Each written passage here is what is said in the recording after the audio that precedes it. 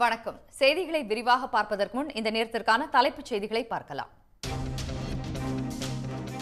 Madurai AIIMS கட்டுமான பணிக்கு அனுமதி வழங்கியது தமிழ்நாடு அரசு. சுற்றுச்சூழல் அனுமதியை தொடர்ந்து விரைவில் கட்டுமான பணிகள் தொடங்குகிறது.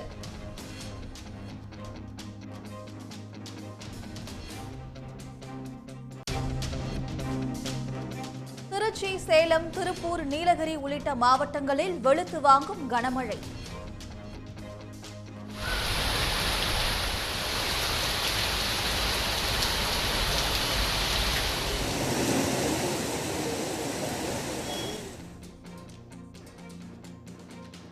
கோடை காலத்தில் நீர்நிலைகள் நிரம்பி வருவதால் பொதுமக்கள், விவசாயிகள் மகிழ்ச்சி.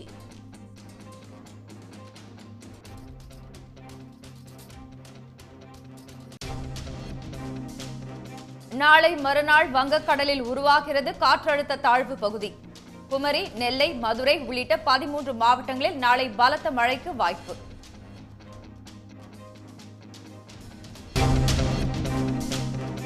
சென்னையில் ஆபரண தங்கத்தின் விலை சவரனுக்கு 400 ரூபாய் உயர்ந்து 55,200 ரூபாய்க்கு விற்பனை. 1 கிராம் வெள்ளியின் விலை 101 ரூபாயை கடந்தது.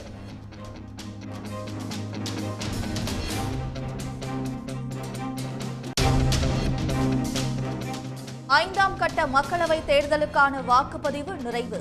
மாலை 5 மணி வரை 56.68% வாக்குப்பதிவு.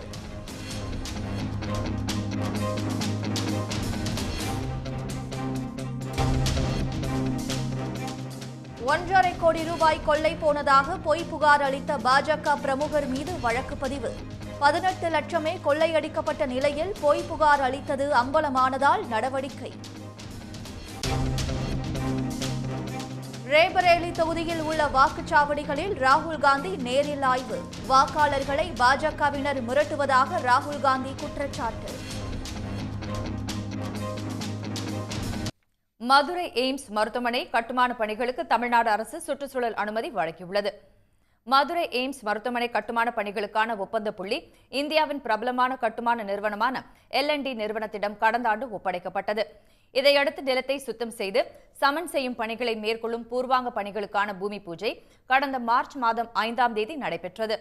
தொடர்ந்து கட்டுமான பணியை மேற்கொள்ளும் L&T நிறுவனத்திற்கு தற்காலிக அலுவலகம் அமைப்பதற்காக 2 கண்டெய்னர்கள் கொண்டுவரப்பட்டு பணிகள் நடைபெற்ற போது சுற்றுச்சூழல் அனுமதி பெறாமல் பணிகள் நடப்பதாக குற்றச்சாட்டு எழுந்தது.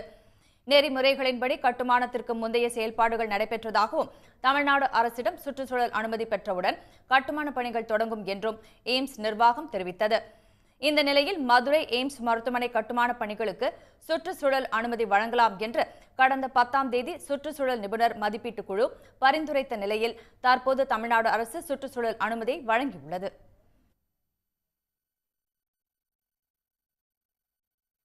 வங்கக்கடலில் நாளை மறுநாள் காற்றழுத்த தாழ்வு பகுதி உருவாக வாய்ப்பிருப்பதாக இந்திய வானிலை ஆய்வு மையம் தெரிவித்துள்ளது. இந்திய வானிலை ஆய்வு மையம் வெளியிட்டுள்ள அறிக்கையில், தென்மேற்கு வங்கக்கடலில் நாளை மறுநாள் குறைந்த காற்றழுத்த தாழ்வு பகுதி உருவாகக்கூடும் என்றும் இது வடகிழக்கு நோக்கி நகர்ந்து வரும் 24ஆம் தேதி காலை மத்திய வங்கக்கடல் பகுதியில் காற்றழுத்த தாழ்வு மண்டலமாக தீவிரமடைய வாய்ப்பிருப்பதாகவும் தெரிவித்துள்ளது. இதன் காரணமாக தேனி, விருதுநகர் மற்றும் தென்காசி மாவட்டங்களில் நாளை கன முதல் மிக கனமழை பெய்யக்கூடும் என்று தெரிவித்துள்ள வானிலை மையம், கன்னியாகுமரி, நெல்லை, மதுரை, திண்டுக்கல், திருப்பூர், கோவை, நீலகிரி, சிவகங்கை, புதுக்கோட்டை, தஞ்சை, நாகை மற்றும் மயிலாடுதுறை ஆகிய 12 மாவட்டங்களில் கனமழை பெய்யும் என்று எச்சரித்துள்ளது. தேனி, தென்காசி, நெல்லை, குமரி மாவட்டங்களில் 23ஆம் தேதி கனமழை பெய்யும் என்றும் வானிலை மையம் தெரிவித்துள்ளது. 24ஆம் தேதி குமரி, நெல்லை, தென்காசி உள்ளிட்ட 6 மாவட்டங்களிலும், 25ஆம் தேதி நீலகிரி மற்றும் குமரி மாவட்டங்களிலும் கனமழை பெய்யக்கூடும் என்று இந்திய வானிலை ஆய்வு மையம் தெரிவித்துள்ளது. கொடைக்கானல் மலைப்பகுதிகளில் கொட்டிய கனமழையால் ஏற்பட்ட வெள்ளப்பெருக்கால் கோம்பைக்காடு அருகே 50க்கும் மேற்பட்ட குடும்பங்கள் அத்தியாவசிய பொருட்கள் கிடைக்காமல் தவித்து வருகின்றனர். கொடைக்கானலில் ஞாயிற்றுக்கிழமை இரவு முதலே மிதமான மழை பெய்து வருகிறது. இதனால் பள்ளங்கி கோம்பை அருகே உள்ள மூங்கில்காடு என்ற கிராமத்திற்கு செல்லக்கூடிய ஆற்றில் கடும் வெள்ளப்பெருக்கு ஏற்பட்டது. இதனால் ஆற்றின் அருகே வசிக்கும் 50க்கும் மேற்பட்ட குடும்பங்கள் அத்தியாவசிய பொருட்கள் கிடைக்காமல் அவதிப்பட்டனர். சன் நியூஸ் எதிரொலியாக அவர்களுக்கு நிவாரண நடவடிக்கையில் மாவட்ட நிர்வாகம் இறங்கியது.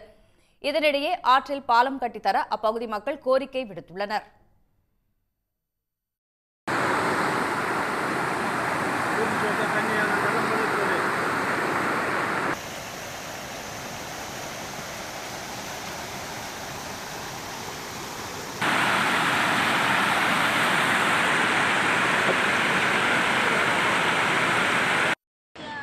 அதிக கனமழை பெய்யுற காரணத்தால் ஆற்றுல வெள்ளப்பெருக்கு ஏற்பட்டுருச்சு.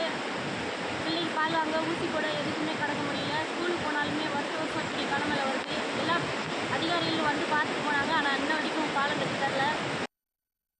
மூங்கில்காடு பகுதியில் காய்ச்சலுடன் ஆற்றை கடக்க முடியாமல் குழந்தையுடன் தவித்த பெண்ணை தீயணைப்புத் துறையினர் சுமார் 5 மணி நேரம் போராடி கயிறு கட்டி மீட்டு உறவினர்களிடம் ஒப்படைத்தனர். இப்படி கனமழை பெஞ்சு ஆற்றுல வெள்ளப்பெருக்கு ஏற்பட்டுருச்சு. அதனால் காலையிலேருந்து பிள்ளைக்கு ஃபீவர்ன்ட்டு ஒரு 5 மணி நேரமாக வெயிட் பண்ணோம் ஆற்று கடந்துடலான்ட்டு. ஆனால் கடக்க முடியல. தீயணைப்பு துறையாளர்கள் ஆர்டிஓ சார் எல்லாம் வந்து அப்புறம் கயிறு போட்டு இழுத்து எங்களை மீட்டு கூட்டிகிட்டு வந்துட்டாங்க. உதகை தாவரவியல் பூங்காவில் நடைபெற்று வரும் மலர் கண்காட்சியை ஆயிரக்கணக்கில் சுற்றுலா பயணிகள் கண்டு பூங்காவில் குவிந்தனர். ஆனால் பிற்பகலில் 1 மணி நேரத்திற்கும் மேலாக கொட்டிய மழையால் பலர் மலர்களை காண முடியாமல் ஏமாற்றம் அடைந்தனர். வெகு சிலர் மட்டும் மழையில் நனைந்தவாறும் கொடையை பிடித்தவாறும் கண்காட்சியை ரசித்தனர். நாகர்கோவில் உட்பட கன்னியாகுமரி மாவட்டத்தில் பரவலாக மழை பெய்து வருவதால் மக்களின் இயல்பு வாழ்க்கை பாதிக்கப்பட்டுள்ளது. தோவாளை மலர் சந்தையில் வர்த்தகம் முடங்கியது. பாறைக்காமடம் பகுதியில் 50க்கும் மேற்பட்ட வீடுகளை கழிவுநீர் சூழ்ந்ததால் அப்பகுதி மக்கள் வேதனை அடைந்தனர். நாங்கள் 50-60 வருஷம் ஆச்சு இந்த இடத்துலேயே தான் குடியிருக்கோம். வேறு எங்கேயும் மாற்றங்கள் இல்லை. ஆனால் மழை வரும்போது மட்டும்தான், இவ்வளோ நாளும் இல்லை, இப்போ இடைக்காலத்தில் தான் கொஞ்சம் வருஷமாக தான் மழை வந்தால் தண்ணி போக இல்லாமல் நாங்கள் ரொம்ப ரொம்ப கஷ்டப்படுதோம். அதனால் இந்த தண்ணி போகிறதுக்கு மட்டும் எங்களுக்கு ஒரு வசதி உண்டாக்கி தந்துட்டிங்கன்னா நாங்கள் எங்கள் காரியத்தை நாங்கள் பார்த்துக்கிடுவோம். கரூரில் கடந்த 3 நாட்களாக மாலை நேரத்தில் கனமழை பெய்து வருகிறது. இதனால் கல்யாண பசுபதீஸ்வரர் ஆலயத்திற்குள் தண்ணீர் புகுந்ததால் பிரதோஷத்தை ஒட்டி வழிபட வந்த பக்தர்கள் பாதிக்கப்பட்டனர். மதுரை, திருப்பரங்குன்றம் மற்றும் சுற்றுவட்டார பகுதிகளில் 1 மணி நேரத்திற்கு மேலாக கனமழை வெளுத்து வாங்கியது. மழைநீர் செல்ல வழி இல்லாததால் சாலைகள் வெள்ளக்காடாக காட்சியளித்தன. இதனால் மக்கள் வேதனை அடைந்தனர். நாடாளுமன்ற மக்களவைக்கான 5வது கட்ட தேர்தல் பெரும்பாலும் வன்முறையின்றி நடைபெற்றது. 5 மணி நேர நிலவரப்படி 49 தொகுதிகளில் 56.58% வாக்குகள் பதிவாகியுள்ளதாக தேர்தல் ஆணையம் தெரிவித்துள்ளது. உத்தரப்பிரதேசம், மராட்டியம், மேற்கு வங்கம், பீகார், ஒடிசா, ஜார்க்கண்ட் உள்ளிட்ட 6 மாநிலங்கள் மற்றும் 2 யூனியன் பிரதேசங்களில் உள்ள 49 தொகுதிகளுக்கான வாக்குப்பதிவு காலை 7 மணிக்கு தொடங்கியது. வாக்குச்சாவடிகள் அனைத்திலும் ஆயுதம் ஏந்திய துணை ராணுவத்தினர் பாதுகாப்பு பணியில் நிறுத்தப்பட்டுள்ளனர். வாக்காளர்கள் காலை முதலே வரிசையில் நின்று ஆர்வத்துடன் வாக்களித்தனர். மராட்டிய முன்னாள் முதலமைச்சர் உத்தவ் தாக்கரே தமது மனைவி மற்றும் மகன் ஆதித்யா தாக்கரே ஆகியோருடன் மும்பையில் வரிசையில் நின்று ஜனநாயக கடமையாற்றினார். தேசியவாத காங்கிரஸ் கட்சியின் அஜித் பவார் அணியைச் சேர்ந்த அமைச்சர் சாகன் புஜ்பால் நாசிக் தொகுதியில் வாக்கினை பதிவு செய்தார். தானேவில் முதலமைச்சர் ஏக்நாத் ஷிண்டே வாக்களித்தார். உத்தரப்பிரதேச மாநிலம் லக்னோவில் முன்னாள் முதல்வரும் பகுஜன் சமாஜ் கட்சி தலைவருமான மாயாவதி வாக்களித்தார்.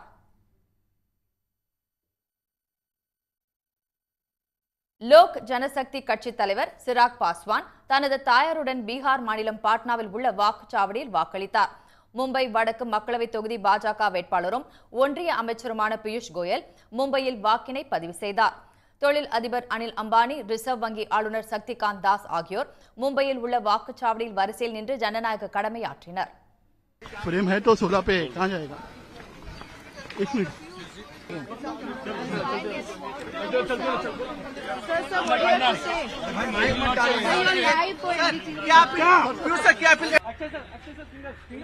ஓய்வு பெற்ற கிரிக்கெட் வீரர் சச்சின் டெண்டுல்கர் தமது மனைவி மற்றும் மகன் அர்ஜுன் டெண்டுல்கர் ஆகியோருடன் வரிசையில் நின்று வாக்கினை பதிவு செய்தார். I am the national icon of ECI, so I was involved in quite a few initiatives in raising awareness and the importance of casting your vote. Today, as a proud Indian, I am able to do that. I am really happy. 1 அடி 6 அங்குலம் உயரமுள்ள 47 வயது பெண் பிரபலம் வினிதா சேத் ஒடிசாவின் பால்கீர் தொகுதியில் வாக்களித்தார். நாசிக் தொகுதியில் மின்னணு வாக்குப்பதிவு இயந்திரத்திற்கு மாலை அணிவித்து சுயேட்சை வேட்பாளர் சாந்திகிரி மகராஜ் மீது போலீசார் வழக்கு பதிவு செய்தனர். தங்கத்தின் விலை சவரனுக்கு 400 ரூபாய் உயர்ந்து புதிய உச்சத்தை தொட்டுள்ள நிலையில் வெள்ளியின் விலையும் வரலாறு காணாத வகையில் அதிகரித்து 1 கிராம் 100 ரூபாயை தாண்டியுள்ளது. மே மாதம் 1ஆம் தேதி 22 கிராம் ஆபரண தங்கத்தின் விலை கிராம் 6635 இருந்தது. அதற்கு அடுத்த நாளே கிராமுக்கு 80 ரூபாய் உயர்ந்ததால் கிராம் 6715க்கு தாவியது. மே 17ஆம் தேதி வரை நிலையின்றி ஏற்ற இறக்கமாக இருந்த தங்கம் விலை அடுத்த நாள் கிராம் 6850 ரூபாயாக உயர்ந்து சவரன் 54,800 ரூபாய்க்கு விற்பனையானது. இந்நிலையில் ஆபரண தங்கம் விலை இன்றும் சவரனுக்கு 400 ரூபாய் உயர்ந்துள்ளது. இதனால் சவரன் விலை 55,200 என்ற புதிய உச்சத்தை எட்டியுள்ளது. தங்கத்தைப் போலவே மெல்ல உயர்ந்து வந்த வெள்ளியின் விலை இன்று வரலாறு காணாத உச்சத்தை அடைந்திருக்கிறது. கடந்த மே 1ஆம் தேதி 1 கிராம் வெள்ளியின் விலை 86 ரூபாய் 50 காசுகளாக இருந்தது. அதன் பிறகு தினமும் 1 ரூபாய் 2 ரூபாய் என உயர்ந்து வந்த வெள்ளியின் விலை 10 நாட்களில் 90 ரூபாய் அதிகரித்தது. அதன் பிறகும் உச்சத்திலே பயணித்த வெள்ளியின் விலை கடந்த வார இறுதியில் கிராம் 97 ரூபாய் 50 காசுகளை எட்டி வாடிக்கையாளர்களை அதிர வைத்தது. இந்நிலையில் பெரும் பாய்ச்சலாக வெள்ளி இன்று கிராமுக்கு 3 ரூபாய் 50 காசுகள் உயர்ந்து 100 ரூபாயை தாண்டியுள்ளது. உலோக சந்தையில் 1 கிராம் வெள்ளியின் இன்றைய விலை 101 ரூபாய் 50 காசுகளாகும். வெள்ளி விலை 20 நாட்களில் மட்டும் கிராமுக்கு 14 ரூபாய் 50 காசுகள் உயர்த்தப்பட்டுள்ளது. 1 கிலோ கட்டி வெள்ளி இன்று 1,10,000 ரூபாய்க்கு வர்த்தகமாகி வருகிறது. கட்டி வெள்ளியின் விலை கடந்த 3 மாதங்களில் 24,000 ரூபாய் உயர்ந்துள்ளது. தங்கத்தின் விலையை அடுத்து வெள்ளியின் விலையும் உச்சமடைந்திருப்பது இல்லத்தரசிகளை கவலை கொள்ளச் செய்திருக்கிறது. மராட்டிய மாநிலத்தில் நடைபெற்ற 5ஆம் கட்ட தேர்தலில் ஹிந்தி திரையுலகை சேர்ந்த நடிகர்கள், நடிகைகள், திரைப்பிரபலங்கள் ஜனநாயக கடமையாற்றினர். பாலிவுட் திரையுலகின் மூத்த நடிகர் அமிதாப் பச்சன் மும்பையில் தமது மனைவியுடன் சென்று வாக்களித்தார். பாலிவுட் சூப்பர் ஸ்டார் ஷாருக் கான் தமது குடும்பத்தினருடன் வாக்குச்சாவடிக்கு சென்று வாக்களித்து ஜனநாயக கடமையை நிறைவேற்றினார். நடிகை ஐஸ்வர்யா ராயும் தமது வாக்கினை செலுத்தினார். அமீர் கான் தமது மனைவி கிரண் ராவுடன் சென்று வாக்கை பதிவு செய்தார். நடிகர்கள் சஞ்சய் தத், சல்மான் கான், ரன்பீர் கபூர், டைகர் ஷ்ராஃப், மனோஜ் பாஜ்பாய், நடிகைகள் கரீனா கபூர், தமன்னா, சோனாக்ஷி சின்ஹா, ஷில்பா ஷெட்டி, வித்யா பாலன், கியாரா அத்வானி, ஸ்ரேயா உள்ளிட்ட பாலிவுட் பிரபலங்களும் வாக்களித்தனர். தமது பெற்றோர், சகோதரியுடன் சென்று வாக்களித்த நடிகர் ஹிருத்திக் ரோஷன் மக்களுக்கு நன்மை செய்யும் வேட்பாளர்களை தேர்வு செய்ய வேண்டும் என கேட்டுக் கொண்டார். பாலிவுட்டின் நட்சத்திர தம்பதியான ரன்வீர் சிங், தீபிகா படுகோன் ஆகியோரும் வாக்கினை பதிவு செய்தனர். நடிகையும் காங்கிரஸ் நிர்வாகியுமான நக்மா ஜனநாயக கடமையாற்றினார். பழம்பெரும் நடிகையும் பாஜக எம்பியுமான ஹேமமாலினி மும்பையில் தனது மகளும் நடிகையுமான ஈஷா தியோலுடன் வாக்கினை பதிவு செய்தார். காலை 7 மணிக்கே வாக்குச்சாவடிக்கு சென்ற நடிகர் அக்ஷய்குமார் வரிசையில் நின்று வாக்களித்தார். பழம்பெரும் நட்சத்திரங்கள் தர்மேந்திரா, ஷபானா ஆஸ்மி, மூத்த நடிகர்கள் சுரேஷ் ஓப்ராய், கோவிந்தா, அனுபம் கேர், அனில் கபூர், சுனில் ஷெட்டி, நானா படேகர் ஆகியோரும் மும்பையில் வாக்களித்தனர். மறைந்த ஸ்ரீதேவியின் மகளும் நடிகையுமான ஜான்வி கபூர், திவ்யா தத், சானியா மல்ஹோத்ரா, ஷெர்லின் சோப்ரா, மலைக்கா அரோரா, ரகுல் பிரீத் சிங் உள்ளிட்டோரும் மக்களவைத் தேர்தலில் ஜனநாயக கடமையாற்றினர். சிவகங்கை மாவட்டத்தில் ஒரே நாளில் இருவேறு வங்கிகளில் நடந்த கொள்ளை முயற்சி சம்பவம் அம்மாவட்ட மக்களிடம் அதிர்ச்சியை ஏற்படுத்தியுள்ளது. சிவகங்கை அருகே உள்ள கீழ்கண்டனியில் தொடக்க வேளாண்மை கூட்டுறவு கடன் சங்கம் அமைந்துள்ளது. நேற்று இரவு கூட்டுறவு வங்கி கட்டடத்தில் பொருத்தப்பட்டிருந்த சிசிடிவி கேமராக்களை துண்டித்த மர்ம நபர்கள் பூட்டை உடைத்து கொள்ளையடிக்க முயற்சித்தனர். அப்போது வங்கியில் இருந்த எச்சரிக்கை மணி ஒலித்ததை கேட்ட மர்ம நபர்கள் அங்கிருந்து தப்பியோடிய நிலையில் வங்கிக்கு வந்த அந்த பகுதி மக்கள் உடனடியாக அதிகாரிகளுக்கும் காவல்துறையினருக்கும் தகவல் தெரிவித்தனர். அங்கு விரைந்து வந்த போலீசார் தடயவியல் நிபுணர்கள் உதவியுடன் கொள்ளையர்கள் குறித்த தடயங்களை சேகரித்தனர். மேலும் தப்பியோடிய கொள்ளையர்கள் குறித்து விசாரணை நடத்தி வருகின்றனர். வங்கியில் ஒலித்த எச்சரிக்கை மணியால் லாக்கரில் இருந்த சுமார் 4 கிலோ தங்க நகைகள் தப்பின. இதேபோன்று சிவகங்கை மாவட்டம் மானாமதுரை அண்ணாசிலை அருகே இந்தியன் வங்கி கிளையிலும் கொள்ளை முயற்சி நடந்துள்ளது. ஞாயிறு விடுமுறையால் மூடப்பட்டிருந்த வங்கியின் பக்கவாட்டு ஜன்னலை உடைத்து உள்ளே புகுந்த மர்ம நபர்கள் லாக்கரில் இருந்த நகைகள், பணம் ஆகியவற்றை கொள்ளையடிக்க முயற்சித்தனர். அப்போது அங்கு பொருத்தப்பட்டிருந்த எச்சரிக்கை மணி ஒலித்ததை அடுத்து கொள்ளையர்கள் தப்பியோடினர். இதனால் பல லட்சம் ரூபாய் மதிப்புள்ள பணம், நகைகள் தப்பின. வங்கியில் கொள்ளையடிக்க முயன்ற மர்ம நபர்கள் குறித்து மானாமதுரை போலீசார் விசாரணையை மேற்கொண்டு வருகின்றனர். உத்தரப்பிரதேசத்தின் ரேபரேலி தொகுதியில் காங்கிரஸ் வேட்பாளராக போட்டியிடும் ராகுல் காந்தி வாக்குச்சாவடிகளுக்கு நேரில் சென்று ஆய்வு மேற்கொண்டார். ராகுல் காந்தி போட்டியிடும் ரேபரேலி மக்களவைத் தொகுதியில் வாக்குப்பதிவு நடைபெற்று வருகிறது. உத்தரப்பிரதேசத்தில் 5வது கட்ட தேர்தல் நடைபெறும் பல்வேறு வாக்குச்சாவடிகளில் வாக்கு எந்திரங்கள் குறித்த புகார்கள் எழுந்த நிலையில் வாக்குச்சாவடிகளுக்கு நேரில் சென்று ஆய்வு செய்தார். அப்போது அங்கிருந்த காங்கிரஸ் தொண்டர்கள் உற்சாக முழக்கமிட்டு ராகுல் காந்தியை வரவேற்றனர். பின்னர் வாக்குச்சாவடிகளில் ஆய்வு நடத்திய ராகுல் காந்தியுடன் வரிசையில் நின்ற வாக்காளர்கள் ஆர்வத்துடன் புகைப்படம் எடுத்துக் கொண்டனர்.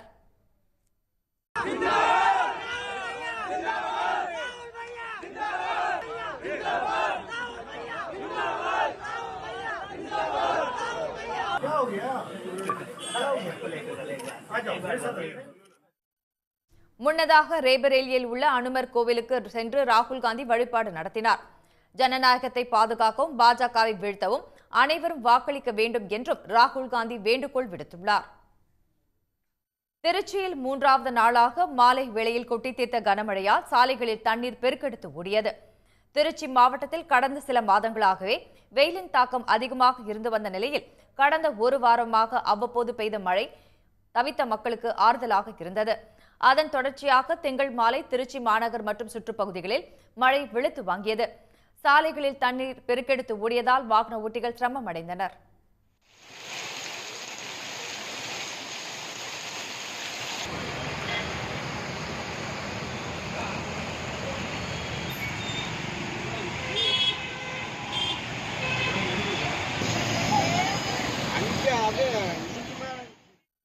சேலத்தில் பிற்பகல் 2 மணிக்கு திடீரென மேகங்கள் திரண்டு மழை பெய்ய தொடங்கியது. பொன்னம்மாப்பேட்டை, அம்மாப்பேட்டை, சேலம் டவுன், புதிய பேருந்து நிலையம், குகை ஜங்ஷன், அஸ்தம்பட்டி என மாநகர் முழுவதும் சுமார் 1 மணி நேரம் கனமழை கொட்டி தீர்த்தது.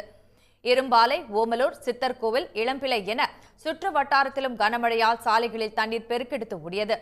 வாழப்பாடி அதன் சுற்றுவட்டார பகுதிகளில் இடியுடன் மிதமான மழை பெய்தது. சோலம் நகர பகுதியில் இரவிலும் கனமழை தொடர்ந்து சாலைகளில் தண்ணீர் பெருக்கெடுத்ததால் வாகன ஓட்டிகள் அவதிக்கு உள்ளாகினர்.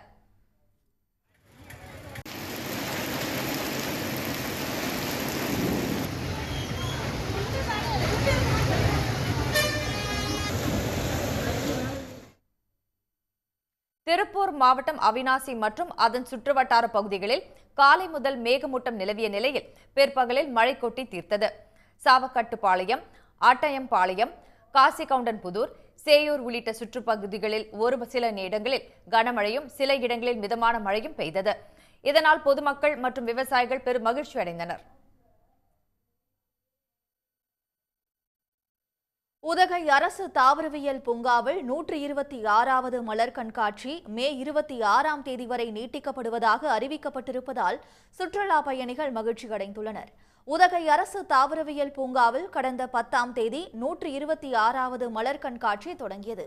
கண்காட்சியின் சிறப்பம்சமாக 1,20,000 மலர்களான டிஸ்னி வேர்ல்ட், 80,000 மலர்களால் ஆன உதகை மலை ரயில், பிரமிட் உள்ளிட்ட பல்வேறு வடிவங்களில் மலர்கள் காட்சிப்படுத்தப்பட்டிருந்தன.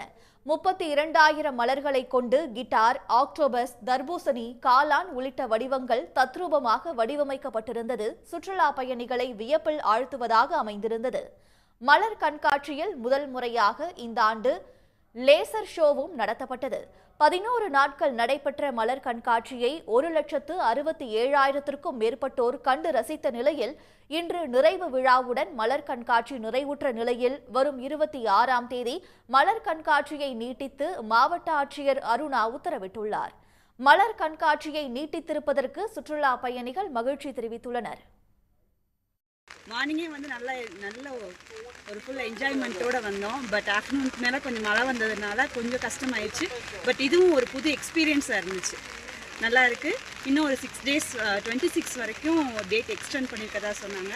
நீங்கள் ஃப்ரீயாக இருந்தால் நீங்களும் வந்து என்ஜாய் பண்ணுங்கள். ஃப்ளவர் ஷோவோட லாஸ்ட் டேனால இங்கே வந்தோம். இங்கே சூப்பராக இருந்துச்சு. மார்னிங் ஃபுல்லாக செம்மையாக என்ஜாய் பண்ணோம். ஆனால் ஆஃப்டர்நூனுக்கு மேலே ஒரு பயம் வந்துருச்சு. அது மட்டும் இல்லாமல் ஏன்னா அது வந்து பயங்கரமான மழை பெய்ய ஆரம்பிச்சிருச்சு. இருந்தாலும் எங்களுக்கெல்லாம் ஜாலியாக நாங்கள் மழையில் நல்லா விளாண்டுட்டு இருந்தோம். டிஸ்னி வேர்ட்லாம் போட்டிருக்காங்க. பக்கத்தில் நிறைய மிக்கி மவுஸ் டாய்ஸ் எல்லாம் வச்சுருக்காங்க. டிஃப்ரெண்ட் வெரைட்டிஸ் ஆஃப் ஃப்ளார்ஸ் எல்லாம் இருக்குது. அதுக்கப்புறம் வாட்டர்மெலன் பீசஸ், இந்தியாவோட பிக்சர்ஸ் எல்லாம் போட்டிருக்காங்க. எல்லாமே சூப்பராக இருந்துச்சு. நீலகிரி மாவட்டத்தில் கனமழை பெய்ததால் மலர் கண்காட்சியை சுற்றுலா பயணிகள் காண முடியாமல் ஏமாற்றமடைந்த நிலையில் தற்பொழுது மலர் கண்காட்சியை மேலும் 6 நாட்களுக்கு நீட்டித்திருப்பது சுற்றுலா பயணிகளுக்கு மகிழ்ச்சியை ஏற்படுத்தியுள்ளது. திரிணாமுல் காங்கிரசுக்கு எதிரான பாஜகவினரின் அவதூறு விளம்பரங்களை தடுப்பதில் இந்திய தேர்தல் ஆணையம் முற்றிலும் தோல்வி அடைந்துவிட்டதாக கொல்கத்தா உயர்நீதிமன்றம் கடும் அதிருப்தியை வெளிப்படுத்தியுள்ளது. மேற்கு வங்கத்தில் ஆளும் திரிணாமுல் காங்கிரஸ் கட்சியை பற்றி விளம்பரங்கள் என்ற போர்வையில் பாஜகவினர் அவதூறு விளம்பரங்களை வெளியிட்டு வந்தது சர்ச்சையை கிளப்பியது. இதற்கு எதிராக புகார் அளித்தும் தேர்தல் ஆணையம் நடவடிக்கை எடுக்காததால் கொல்கத்தா உயர்நீதிமன்றத்தில் திரிணாமுல் காங்கிரஸ் வழக்கு தொடர்ந்தது. இந்த வழக்கை விசாரித்த நீதிபதி சவ்யாசாச்சி பட்டாச்சாரியா திரிணாமுல் காங்கிரஸ் குறித்து அவதூறு விளம்பரங்களை வெளியிட பாஜகவினருக்கு தடை விதித்து உத்தரவிட்டார். பாஜகவினர் வெளியிட்டுள்ள விளம்பரங்கள் அனைத்தும் தேர்தல் நடத்தை விதிமுறைகளை மீறியுள்ளன என்று கண்டனம் தெரிவித்த நீதிபதி அந்த விளம்பரங்களில் இந்திய பிரஸ் கவுன்சில் விதிமுறைகளும் மீறப்பட்டுள்ளன என்றும் குறிப்பிட்டார். விளம்பரம் என்ற போர்வையில் பாஜகவினர் வெளியிட்ட விளம்பரங்கள் தனிநபர்களின் கண்ணியத்தை குறைக்கின்றன, இழிவான விளம்பரங்கள் என்றும் தனிப்பட்ட தாக்குதல் நடத்துவதையே நோக்கமாக கொண்டவை என்றும் நீதிபதி சாடியிருக்கிறார். இந்த விவகாரத்தில் உரிய நேரத்தில் நடவடிக்கை எடுக்காமல் தேர்தல் ஆணையம் முற்றிலும் தோற்று போய்விட்டதாக நீதிபதி கடும் அதிருப்தியை வெளிப்படுத்தியுள்ளார். இதுபோன்ற அவதூறு விளம்பரங்களின் உண்மைத்தன்மையை சரிபார்க்காமல் பத்திரிகைகள் பிரசுரம் செய்யக்கூடாது என்றும் நீதிபதி உத்தரவிட்டுள்ளார். அதிமுக பொதுச் செயலாளர் எடப்பாடி பழனிசாமியுடன் கருத்து வேறுபாடு இல்லை என அதிமுக முன்னாள் அமைச்சர் SP வேலுமணி திட்டவட்டமாக தெரிவித்துள்ளார். கோவை விமான நிலையத்தில் பேசிய SP வேலுமணி தனக்கும் அதிமுக பொதுச் செயலாளர் எடப்பாடி பழனிசாமிக்கும் கருத்து வேறுபாடு ஏற்பட்டது போல பிம்பம் உருவாக்கப்பட்டு வருவதாக கூறினார். தங்கள் இருவருக்கும் இடையே எவ்விதமான பிரச்சனையும் இல்லை என்றும் SP வேலுமணி தெரிவித்திருக்கிறார். இப்போ எங்களை எடுத்துட்டு எங்களுக்குள்ள பிளவு அது தேவையில்லாமல் அதிமுக இன்னைக்கு பார்த்தீங்கன்னா இன்னைக்கு உலகத்திலே 7வது கட்சி, இந்தியாவில் மிகப்பெரிய கட்சி. இன்னைக்கு எடப்பாடியார் தலைமையில் இன்றைக்கு அற்புதமாக வீரநடை போட்டு கொண்டிருக்கு. 2 கோடி தொண்டர்களை கொண்ட அற்புதமான கட்சி. ஆகவே இதில் எந்த குழப்பமும் கிடையாது, எந்த இதுவும் கிடையாது. இன்றைக்கி பார்த்தீங்கன்னா யார் யார் குழப்பம் பண்ணாங்களோ அவங்களாம் வெளியே போயிட்டாங்க. ஆகவே இன்றைக்கி சிறப்பான முறையில் எடப்பாடி தலைமையில் இருக்குது. இது ரிசல்ட் வந்தால் பிரச்சனை. ரிசல்ட் எப்போவுமே எடப்பாடியாரை பொறுத்தளவுக்கு எந்த முடிவு எடுத்தாலும் எங்களெல்லாம் கலந்து தான் முடிவெடுப்பார். உடனுக்குடன் செய்திகளை தெரிந்து கொள்ள சன் நியூஸ் பெல் ஐகானை கிளிக் பண்ணுங்க.